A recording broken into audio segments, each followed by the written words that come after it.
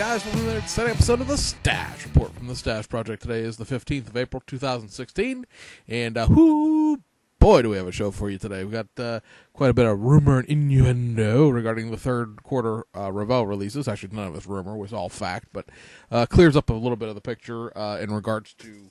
well, I was going to hold my pen, but I just threw it on the floor. Never mind. But it'll clear up some of the vaguity about the third quarter releases from Revell. Remember, we just talked about them last week. We didn't know a whole heck of a lot. The Milwaukee NNL was this past weekend, not this weekend. This weekend will be the NNL East out in New Jersey. And they being Revell, showed up at the Milwaukee NNL. Makes sense. It's only about a 90-minute drive for those guys. And showed off quite a bit of what was going on as far as the flyer, which, as far as I can tell, has still not actually come out. So I can't show that to you guys yet. I've seen some people take pictures of sort of a big blown-up version of the flyer that's been on display in a couple different places, but I really like a good, high-quality, res version that Revell puts out so that I can show it to you guys on YouTube without it being a picture of a picture sort of thing. And then also this week, in addition to the kit releases that came out, we got all of pretty much the release information for the Shizouka Hobby Show, which will be coming up in a month in Japan. So we have the availability to pre-order stuff from all three of the major companies. Remember, Fujimi does not really do the trade shows. As far as what you're going to be looking at as far as the kits over this summer from Aoshima, Tamiya, and Hasegawa. Pretty much only one kit from Tamiya and Hasegawa itself. And Aoshima is going to be doing quite a bit of rearranging of how they catalog their kits. So a whole bunch of stuff is going to be brought back out, is currently in the catalog, and really doesn't even need to be reissued in that sense.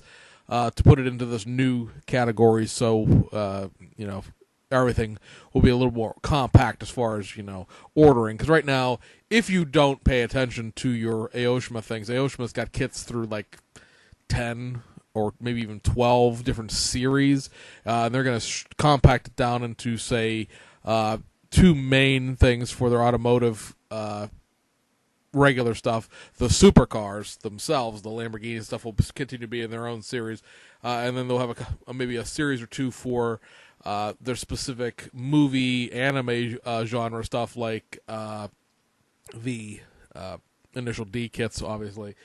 But they're going to take everything that's out there and sort of shrink it down and consolidate it into two main things. We'll get into that in a second. So let's do the third quarter Revell stuff. The Corvette C7R has been shown. It appears to be a full detail kit. It is not going to be sort of a curbside-ish kind of thing. I've seen some people complain or at least speculate that the chassis itself is nothing more than sort of a modified version of the C6R chassis that was in the last generation Corvette race car. I don't necessarily know how incorrect that would be, though, because, remember, we are talking about a race car here, not something that, is being sort of privateered in a SCCA type of thing where someone has stuck a roll cage into a real Corvette, so to speak. I mean, we are talking about a, strictly racing series development, so how much of the just sort of chassis itself would be significantly different when we're talking about just sort of reskinning it with a new body style.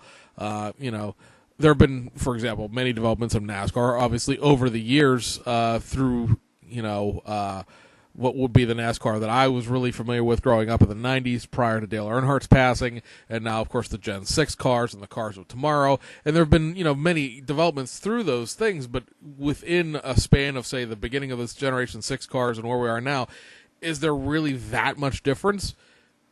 Chassis-wise, year to year, I don't know that there was enough of a just giant development leap-wise between the last generation Corvette and this generation Corvette that it's a huge issue if this chassis is just sort of tweaked around to resemble the C7 chassis. I just don't know enough about Corvettes. I don't racing. I don't follow the American Le Mans series. Shame on me. A friend of mine and I were talking about this the other day. You know what, I follow Super GT in Japan, and I follow Blancpain Endurance, which is the GT3 series in Europe, and I really don't follow NASCAR, and I really don't follow American Le Mans. and I don't really follow F1 either, but I mean, I just don't follow the American racing things anymore, really, and I don't know enough about the Corvette to know if that's a problem. The 57 Ford Gasser, to me, is a problem. Now, this is a legitimately personal opinion. It has nothing to do with what I feel about Revell as a company or anything else like that. We had showed you that picture last week of that black 57 Gasser, sort of the sedan version. And some box art came out pretty much 2 days later of this hideous neon green station wagon. And I went out there and said, I don't think that's really the real box art because it's not what I was told from what I consider to be a reliable source. Now, that reliable source burned me and made me be wrong in front of all of you guys and half the internet.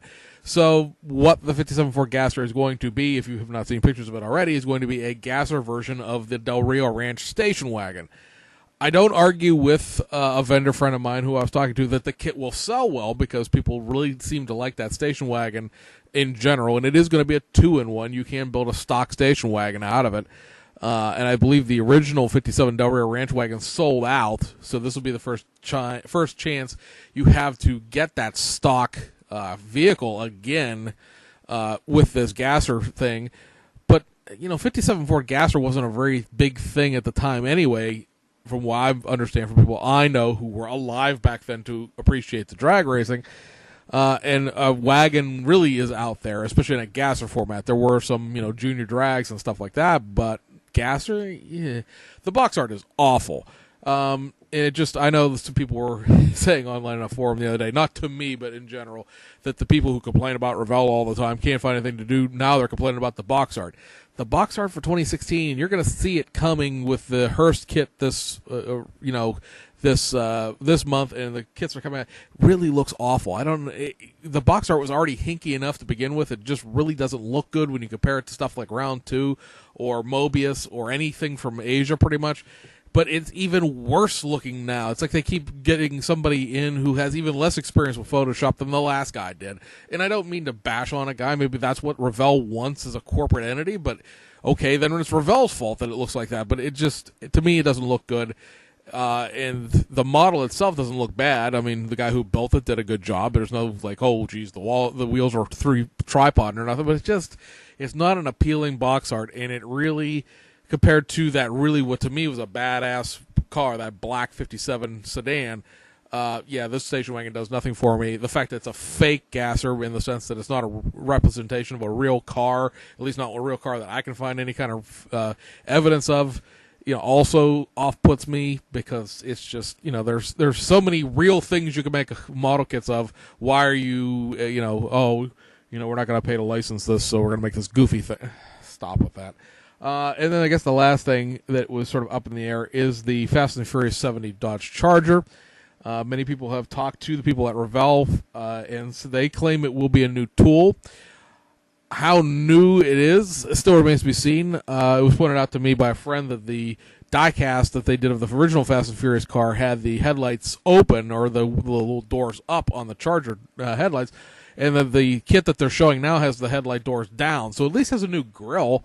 But from what we've heard from people who have talked to the people at Revell, it is not based off of the 68, 69 Charger. It's sort of like an all-new tool, which does make me wonder if we're not looking at something similar to like the 68 Mustang, where it is a model kit based on a diecast. It's not really, the 68 Mustang and the 58 Impala are not straight reshots of the diecast, unassembled diecast kits, but they're based on them. And you can sort of see that in the fact that the 68 Mustang is a little die-casty when you look at it. It's not nearly as bad as, say, the 70 Challenger or the 71,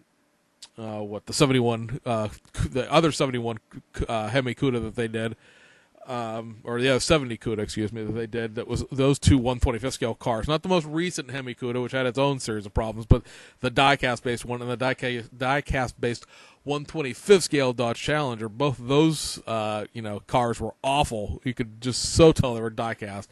This one, we'll see. Maybe it is a real new plastic tool, but what they're saying right now is that there are no stock parts. You cannot build it as just a regular 70 Charger. It will only build as the Fast and the Furious movie car, and that parts from the 68 and 69 may fit if you want to work them in, which makes it sound like to me like they don't fit, and you're going to have to scratch build and hack and saw, and for a lot of people that's no big deal. But I can't believe that we're really going to board this boat with with a 70 Charger, and we're not going to base it off of two of your best-selling kits as far as Mopar kits go in the Revell catalog, and you didn't make it so that they fit together. Okay, it's a new tool, whatever. The patterns are lost because that the 60, the original Charger from the 90s, and that was a different management. Maybe something happened somewhere along the lines, but I'm throwing my hands up in defeat here, because I think the stock one would far outsell a Fast and the Furious one with a blown motor in a hole in the hood, because that's the other problem, is it's got a blown motor, so the hood is going to have a hole in it. You'd have to patch the hood right off the bat before you do anything else in order to make a stock car out of it. So, we'll continue to monitor that, but I don't build dry cars. Most people who watch the show a lot know that. But I really do not want the wagon. I may have actually bought the 57 Ford sedan, the black one, because that to me was just such a cool, 1-1 real car that it may have, wasn't going to turn me into a drag race builder by any stretch of imagination, but I might have bought that kit and built it, or at least just thrown it into the pile of stuff here to build at some point. But I have no interest in a station wagon, especially the awful box art station wagon they're showing you. I don't care enough about the Corvette. This Fast and the Furious Charger just sucked the wind right out of the enjoyment of that. I'm back to buying a Ram Charger for the third quarter, and that's going to be it. But you guys don't really care what I'm buying. You have your own priorities. So over to Japan. We're calling this part of the show the Shizouka Preview. The Shizouka Hobby Show, of course, again, will be next month, and a lot of the stuff will be shown as far as the new tool stuff. We'll see more, more development of things like the Hurricane from Aoshima. But we're going to talk about May, June, and July here. And with the exception of two Hasegawa kits that we'll talk about first, that are just reissues that just happen to come along with all this news, all of these kits will be new boxes, if nothing else, and some of them will be new kits, and we'll talk about those. So, just for a May reissue, just reissues, Hasegawa is going to be reissuing the Nissan Fairlady Z432R. That is the homogenized racing special version of the Nissan Fairlady that they did for rally racing. Fujimi makes this kit as well. Personally, I think the Hasegawa kit is probably a little more accurate in terms of the overall car. However, the Fujimi kit, of course, includes actually two engines, because it has the regular Fairlady engine in it, and then it has the GTR-based engine that the Z432 race car ran, and then the homogenized car came with. The Hasegawa kit is a curbside, so keep that in mind. Also being reissued is the Subaru 360 Deluxe K111. This is a 1968 Subaru, one of the historic car series that Hasegawa has done over the years. This really does look like a Japanese Volkswagen Beetle, if you've never seen a real one. It is like somebody took a Beetle and sort of stretched the roof up a little bit and sort of bulked it out ever so slightly. It's still a very, very, very tiny car. Reference your Honda 360 or your Honda S800s or S600s, tiny, tiny cars. But Subaru 360 is the first mass-produced automobile by Subaru, so if you're doing that kind of collection where you have the Toyota AA and the Honda 360, you need this, or the Honda M360, you need the Subaru 360 as well to do your first of kit collection as far as your Japanese manufacturers go. Now over to Aoshima. As we said, Aoshima has things all over the place as far as what their series are. Part of the best one that most people know is called the Best Car GT. And then there's also supercars. There's R Series. There's S Series. There's Best Car Vintage GT, or just Best Car Vintage. There's the Shibatsu Kitsatsu. There's Initial D. There's all of these. They're all over the place. I believe this is probably being done mainly due to the fact that they have a new head of production who used to be in charge of the Supercar blog on their Japanese language blog, but that's neither here nor there, I suppose. But this is sort of the new regime of production, I suppose, to look at that way. And what they're doing is they're taking pretty much all of the factory stock as well as race cars and a few other odds and ends, because we'll cover like trucks and vans and stuff like that as well. And they're all combining them into one series they're going to call the model car. And then everything that would be a tuner or modified, like the VIP cars, the VIP vans, anything would fit in the S series or the R series as far as modified street cars, the Rocket Bunny kits, and the jacked up and lowered pickup trucks and things like that are going to go into a new series called the Tuned Car. And so over the summer, they're going to be reboxing a lot of kits that already exist. There's nothing really new about them per se into this new series, and they're going to all come with window masks if they didn't have them prior versions. And some of them will also have some newer decal sheets that are a little more complete, I suppose. So, starting off in May, the model car series is going to include the Toyota 86 Scion FRS, and this will be the version with the engine in it. The Toyota Crown Athlete, that'll be the 2013, the most recent one. Factory stock, no option wheels, just bone factory stock. The 2014 Nissan GTR Pure Edition. Now, this is the JDM version of that car. It does not have the left-hand drive parts that the North American export version has. Also, the 2011 Subaru Sandbar World Rally Blue Edition. Now, that's the one that they built like 1,500 of that are all the same color as the factory rally car, the World Rally Blue car, or color, I should say. And so that'll be there. And then the one modified reissue that comes out in May that's part of the series is going to be the 2015 Mitsubishi Evo 10 Final Edition. For anybody who doesn't pay attention to a lot of 1-1 car stuff, the Mitsubishi Lancer platform is being canceled by Mitsubishi themselves. And so the 2015 is the last of the cars. I would really love to see this have left-hand drive in it because the dashboard and stuff like that exists from the Rally Art kit, the left-hand drive stuff. But I don't believe it will be. I think it's going to be a Japanese spec car only. And it represents the final 1,500 Evo 10s that rolled off the production line in Japan. Now, why I wish it had left-hand drive in it, beyond just wishing it had left-hand drive in it, is because after those final Japanese cars came off the production line, Mitsubishi then built 2,500 more Evo 10s that then were all sent to North America, and they became the last of the cars made, period. The market here in the United States ended up being a little stronger than the Japanese market in the end, and they, I know our Mitsubishi dealership up the road here in town, about 20 minutes, has 7 Evo 10s on the lot. We've got like a couple just Evo 10s, a couple Rally Arts, and a couple of I'm trying to think what the heck the trim level is. But at any rate, they've got like 7 of them. So there's still not a shortage of brand new Nissan Evo 10s still on dealership lots, even though they didn't make any for the 2016 year. And there's no plans to ever do an Evo 11 or a Lancer in general. So, is what it is. And then in May, the first of the Tune Car series will be the reissuing of the Rocket Bunnies, both of them, both the Enki and the what am I trying to think of? The Volk Racing. So both the black box and the red box cars will both be reissued in May. In June, bunch of cool stuff. Hasegawa, this is the new kit from Hasegawa, will be issuing, and this is more of a modified reissue than it is a new kit, the GB122 version of the Nissan Sunny long bed pickup truck. This is sort of the one we've been waiting for, if you will, ever since the original kit came out a year and a half, almost 2 years ago, that had parts in it that didn't belong to that model. And there were notes in the instructions that said these parts to be used for GB122 only, actually written into like the interior, because there's a set of armrests that you don't use in the model kit, but you do use if you're building this kit that they're going to be releasing in June.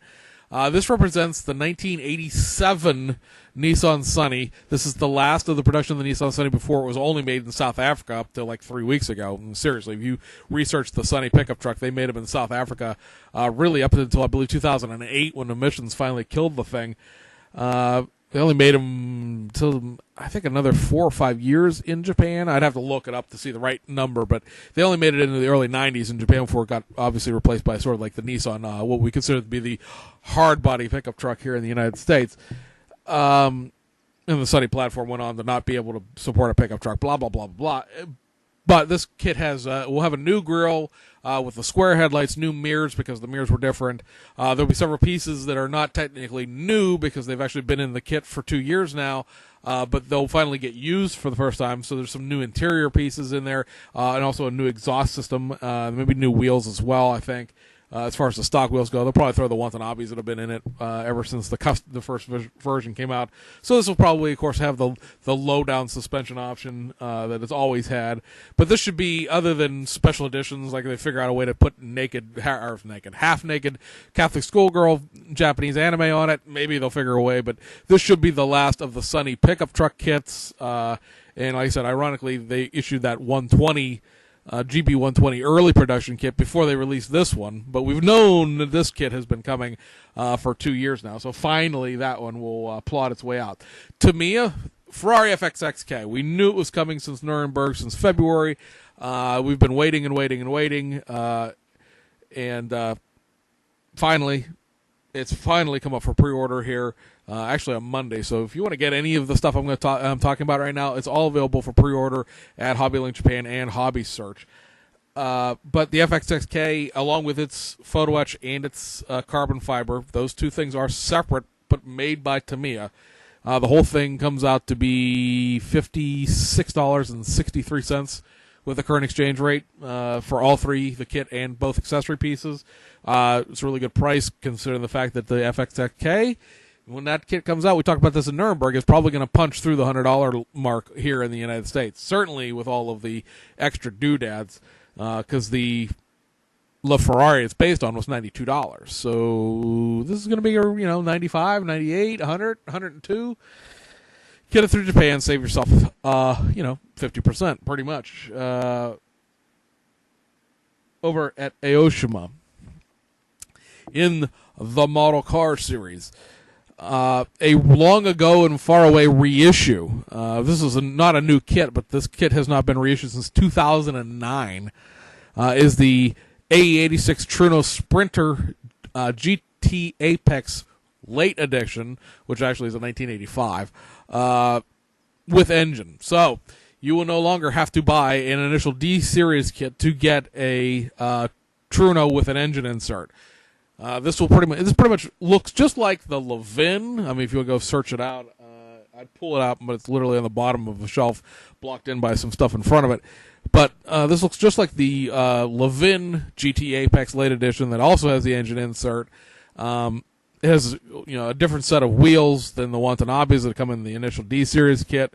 But more or less, it's still just what it is. It's a factory stock Truno. It doesn't have any of the parts from the initial D series as far as the optional engine parts, the optional exhausts, the optional racing seats and roll caging. None of that stuff's in it. It's just factory stock. But the car itself, because it's not exactly the same car as the initial D car, because the initial D car is an early edition, I believe, as far as what it represents production-wise in ¡83. It'll be slightly different than this kit. Also, like I said, it's GT Apex, so it has sort of ground effects and spoilers and stuff that the initial D kit doesn't come with as well.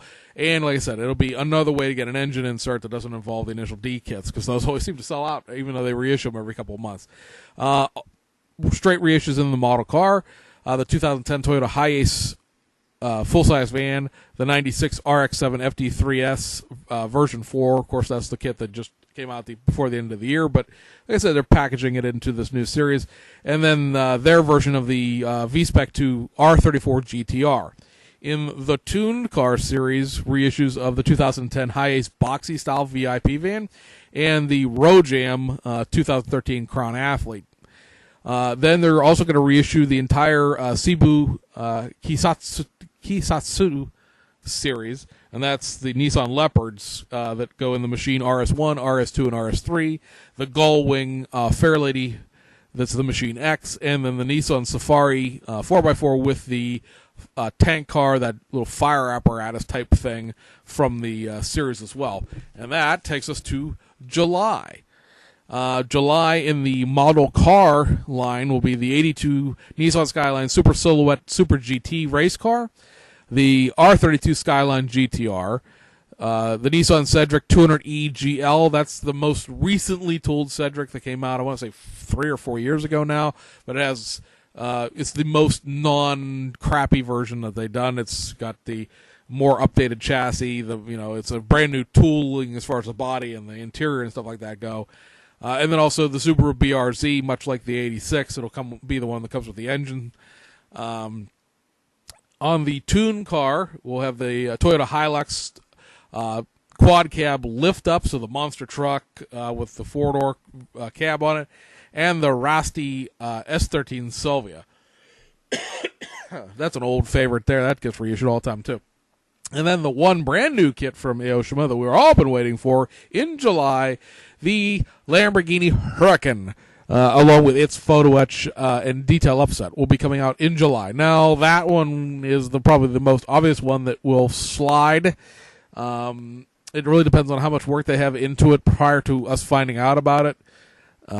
Some, of course, the tea leaf readers, but I am.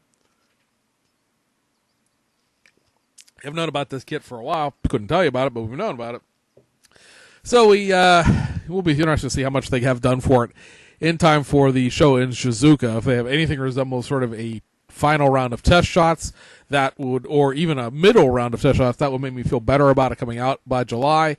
But, chances are that's August or September there. But they're saying July, so we'll say July for now. Also, one thing about speaking of stuff about the Huracan, these will be your 2 wheel choices. You'll get both sets of wheels in the kit when it comes out. So that's just something else that's another reason to buy a Lamborghini Huracan. You get a free set of wheels. They'll be staggered. I don't know what you can stick them on, but free set of wheels.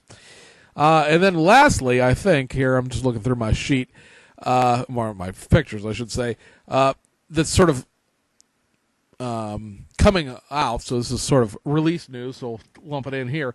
And I don't really talk about vendors or third-party vendors that much. I really don't do very much, talk about, these people are bringing out this resin trans kit, or these people are bringing out this, because I don't like to recommend products I personally don't have. Not so much haven't used, because I actually haven't used them yet, but I have them. Playmos, or Plasmos, depending on how you want to pronounce it, I think it's Playmos, is a company out of Hong Kong. You may recognize the name because they made 4 resin wheel sets, one for the C6 Corvette race car, and then one set for the BMW i8 to give you a different wheel option there, and then they made 2 sets of wheels for the Porsche 918. I have the 2 sets for the Porsche 918, and I have the set for the BMW i8. And I got to tell you, the resin is exceptionally well done. There's also the very neat fact that they figured out a different way to mount those resin wheels with the tires you get in the kit, and have the the tires serve the not larger, but the more correct diameter. The wheels themselves are not really any bigger than the factory wheels you get from Revell of Germany, except these wheels have an actual wheel lip on them, like a real car would have, and they mount through the wheels backwards, which for some reason Revell's wheels are bigger on one side than they are on the other. And the combination of the actual wheel lip that you get with the resin wheel, and the fact that the sidewall then is slightly smaller as far as height-wise goes, makes them look very, very much more prototypical. So they're going to be setting their feet into the trans kit things, and I don't know how well this is going to show up for you guys watching it on YouTube, so I'll read it to you as well. But these are going to be some new trans kits that they're working on. The first 2 will come out are supposed to come out in May at some point, and the lower 2 are sometime in the summer. The top one is the MX-5 Club, or the MX-5 Cup, as they call it, the MX-5 sort of race car package that Mazda is eventually going to sell. You're going to get a new set of wheels, a new set of tires, and some brakes, a few pieces and parts to make the club spec body. It's designed to work, obviously, with the new 2016 Mazda MX-5 kit that Tamiya did. It does not come with a roll cage. A lot of people saw a race car version that a guy had put together in Japan right after the MX-5 kit was released. That was just sort of a one-off home-built thing.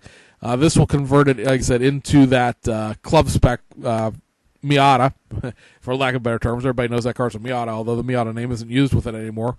The second one there is going to make you a 2013 Ford GT 500, I believe. Now it's too small for me to read. I need to bring it up so I can see it. I'm going to read you something that I can't read. Well, that makes for thrilling TV, quote unquote. But this is going to be sort of the same deal. I don't know if you're going to necessarily get new brakes with it, but you will get new wheels with it. There's sort of a new front lip, a new rear spoiler type of deal, under spoiler, more of a diffuser than it is anything else. And that's going to be, I said, a GT500. That is designed to work with the Revell kit. I presume that it's designed to work with the Boss 302 kit. I've not gotten any kind of. I need to actually shoot a letter out to the Playmos people and see. But I presume that it's designed to work with the full detail glue kit and not the sort of pre-built, or not the pre-built, but the pre-paint kit. I don't know that for sure. Like I said, I have to ask them now. The third thing there is a 2015 Dodge Challenger Hellcat. I'm assuming that would have to have some engine pieces, obviously, to make the new engine, unless we're just going for a curbside look here. New wheels, new spoiler, new front end, all that kind of stuff. And in the bottom there is a 2014 Camaro Z28. And again, both those are designed to work with existing Revell kits. So it's kind of interesting to see somebody doing some actual trans kits for Revell stuff for a change. I got to be honest, I think I want all four of them. And the reason I'm bringing this to your attention is, like I said, I have Playmos stuff, and it is it is top-notch stuff, and I do recommend the wheel sets, if nothing else. If the trans kits, because I will get the Miata one for sure. And then, like I said, I got to work out, see what Revell kits those other ones are supposed to fit, as far as, kit-wise go. I would presume they're going to be the glue kits. It's kind of funny to see them do a conversion to make the Camaro into a Z28 when the 2016 SS kit's going to come out of AMT at some point this summer. But the 2000 Z28, again, it's not the same car as the 2016, so it works out. Like I said, I hope that it's the full detail kits, just because, I really don't want to support the whole, dumbing down, so to speak, of the pre-paint kits. I just don't particularly care for that whole shenanigans. So let's talk about kits that have come out this week, and there are a few, they're all reissues. Actually, no, that's a lie. There's one brand new tool in all this. So on the domestic side of things, and we've warned you about these in advance, so don't be surprised about them. From round two, this is the molded in orange version of the AMT George Bear's Surf Woody. This, of course, builds into the Surf Roadster and the Surf, I don't know what, the Surf Hearst, or whatever it's called. It's the same thing that just came out last month, only it's molded in orange. It's exactly the same kit. There's nothing different about it at all. It comes with all the books and decals and everything. The other one is the molded in black version of this 84 GMC 4x4 pickup truck.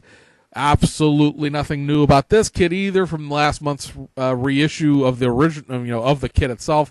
This one's just molded in black. Lindbergh line reissue of the 37 Ford convertible. A buddy of mine actually had one of these for sale at a vending here not that long ago. So, not hard to find the original Lindbergh kits that came out in the, I guess we'll say, mid to late 1990s. It's not a terribly bad kit by any stretch of the imagination. It's got an LT1 in it. But you can only build it as the custom version that you see on the box. It's not a, there's a stock part and custom parts. Nah, you build what's on the box, and that's the only thing there is to it. It is modern tooling. It's not an old kit. It was made in the late 90s by Lindbergh and all that. But if you wanted one, it wasn't hard to find one. To begin with. Moving overseas, I'm just trying to look here. So the one new tool kit that we had mentioned when it was announced, but we haven't talked about it since then, because it hasn't had a solid release date, and the fact that it just came out this week was kind of a surprise. Is this? This is a new 1/20th scale F1 car by Ebro. This is the Team Lotus Type 88, obviously 1981 there. There will be an 88A, which I think that's what they're calling it. There was a 1983 spec version, and apparently that's different enough to justify its own model kit. I can't tell you when that will be out, as far as, what month, because I don't see a release date for it, but there is a second version of this kit coming. as well as a Japanese Grand Prix version of the McLaren MP430 kit that we were talking about here not that long ago that I sort of quasi won in the kit raffle. Hasegawa has reissued two of their sort of mid-'80s Le Mans Series cars. This is the Jaguar XJ8 R8 Le Mans. Note that you do not have any silk-cut decals on the box. There are no silk-cut decals, I believe, in the box. I would expect next month Shunko Models will reissue their decal set for this car. Or somebody's done decals for the 124 scale car somewhere along the lines. But it is a very, very basic kit. It is one of those, I don't know that Tamiya actually ever did one of these or not, come to think of it, but this kit itself, very, very basic. It's probably only about maybe 50 parts total, if that. No engine. Very, very curbside, very, very basic, very, very basic kit. And it shares that quality with this, the reissue of the Sauber Mercedes C9 Taboo Design. Did a decal set for the Hasegawa kit. So there is, decals out there for it eventually when it comes back, but we'll see. And to me, they did an XJR9, which is not the XJR8. All right, well, good to know. So anyway, like I said, this is the Sauber series. This doesn't need any other decals because there are no tobacco or alcohol sponsors on this car that I'm aware of. It looks like they licensed Michelin, unlike Tamiya did with the DTM Alphas. Again, it's a very, very basic curbside kit. Again, it's probably about 50, 60 pieces. But it's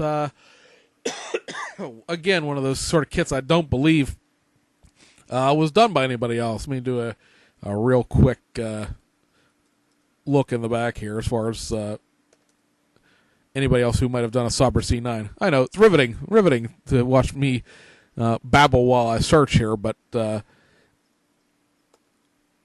was a bunch of these cars all done in the same time span. Anybody who actually really pays attention to this style car. I'm spelling Sauber wrong, that's why. And Tamiya did a bunch of them. Hasegawa did a bunch of them. They really could do a real, a series of these sort of prototype Le Mans cars. There you go. Tamiya did do this exact same model. And then Revell of Germany also did it, but I believe that's a Reeboks, rather, of this kit itself. So, there's options out there. The Tamiya kit's sold out everywhere that I can, look at real quickly in the background here. But it's not that long ago sold out. They reissued it back in the 2008 or so. So if you really, really want one, you probably find one on eBay or something like that. It's an option, but this one is, of course, going to be minty fresh out of the box. Fujimi reissued two kits this week. One of them is this Z edition, quote unquote, reissue of their Toyota Altezza RS 200. JDM. There's really these Toyotas that Fujimi did around this time. Also very, very basic kits. I think because I have the Lexus version of this car. It's got 50 pieces, maybe, if that. It's very, very basic, very, very curbside. I don't know what about this makes it the Z edition, if that's something new or not as far as parts content goes, but it doesn't appear to be, so it may just be a kit that's long ago and far away that I can't find an old boxing for. And then the reissue of the blank, non-sponsored Mercedes-Benz C-Class DTM car from 1994. I saw somebody saying they picked one of these up and they were really, really excited. I can only wait until they get home, and then they start posting all over everywhere about what a crap kit it is, because that's what it is. Universal chassis that has about an inch of depth, very, very basic kit. You build the interior off the top of the chassis pan. Everything that you could really want to say bad about a model kit, you could say about this, the Evolution 190 E-Class, and the BMW M3, because they all share the same chassis, regardless of the fact that those are two different brands of cars over the span of, 10 years. I get why they're the way they are. It's cost, Fujimi got three cars out of what more or less works out to be the same mold other than a new body, because the interiors are also pretty much the same. The roll cage in this thing is maybe about, I don't know, 5 points or so. It shows a nice big full robust roll cage in the box art, but that's not what's in the box. Buyer beware. Go find the Tamiya version. Hopefully Tamiya reissues it at some point, because that's a kit that I think would sell pretty well in reissue. And then here, last but not least, we've got another 40-minute show. Are the reissues of all the Liberty Walk kits from Aoshima this month. This, of course, being the 2014 four-door, or 2014 two-door Ken and Mary Works. This is the most, the newest version, I guess you would say, of all of the kits that didn't come out this year. This came out in 2014. This one actually came out this year in last year, 2015. It is a Hakasuka Works based on the Japanese Grand Prix winning Skyline. It's not an actual race car. It is, just sort of the Liberty Walk style, but it is based off of a real car, so that's kind of cool. You have the there we go. You have the four-door Skyline here. This was the original Liberty Walk kit as far as the kit series goes. This is another, as I said, a kit series. They got so many kit series. Be interested to see if Liberty Walk will probably maintain its own kit series, because they, they work very closely with Aoshima. I don't think this will wind up in the tuned car per se, but this is I think they call it the Japan Works. But this was like the first of the Liberty Walk kits. So I don't know. I was trying to think of a way to put this, because the kits themselves are not that old. All of these are based on older kits that they're just sort of, made some new parts for to fit into the Liberty Walk series. But this, you can sort of see that this is a very, very basic box art compared to the later ones. And then this one is the fourth kit in the series. This is the Hakasuka Works two-door. Again, I guess there's not really a lot. I'm trying to find something to say about these kits, but they're all somewhere in the neighborhood of 8 months to 2+ years old. So, you ought to know what's in them by now. They've been around. They've been reissued at least once before. So, that is what it is. As we go out the door, let me tell you guys that if you have a preferred Revell retailer, and that is somebody who gets their kits early because they choose to carry everything Revell carries. So every month they get a box with one, or actually probably a half dozen or so of everything. So they can't just carry the cars, or they can't just carry the boats or the planes or whatever. They have to buy everything. So not necessarily a lot of retailers do that, because, they focus on cars, they focus on military, more than they do the other things, and they really don't want the other stuff. But if you have a preferred retailer, the two Revell kits, the 83 Hearst Oldsmobile, the new toolkit that is, and the reissue of the Ford F350 Dually are either already there, or they will be arriving on Monday or maybe Tuesday. It really is an example of regional shipping, because Hobbico has many warehouses. They have one down in the south, they got one out west in Reno, and of course the main one up in Illinois. So depending on how close you live to one of those, and when you paid for your order and all that kind of stuff, it'd be whether or not your hobby shop has these, or whether or not. I know that my local guy here in town, or not here in town, but the guy that I deal with the most, that's our old pal from vending shows that has his own brick and mortar store now, will be getting his on Monday. I've seen 4 of them get sold from another hobby shop up there about 50, 70 miles north of here. Sold 4 of them on Friday. I don't know necessarily that he actually had them. He's more or less, going to get them in on Monday, and nobody will know the difference, kind of thing. And then if the big distributors already have them, I think everybody. Trying to think of who. I can't remember, but I know somebody from one of the bigger distributors said that they had theirs in already. So, I guess that's it. We're waiting on a few kits here in April, and then we're going to plow right into May, and we'll see where the shows are here, because looking at the sheet here, there's one round 2 kit to come out, the 2 Revells, which will be out next week, and then we got 1, 2, 3, 4, 6, 7. We got 7 more models that need to be released this month. So it could be hopefully shorter videos coming up in the future. Also, we're going to do a recent acquisitions video, probably go up this weekend as well. So anyway, guys, we'll see you on the other side.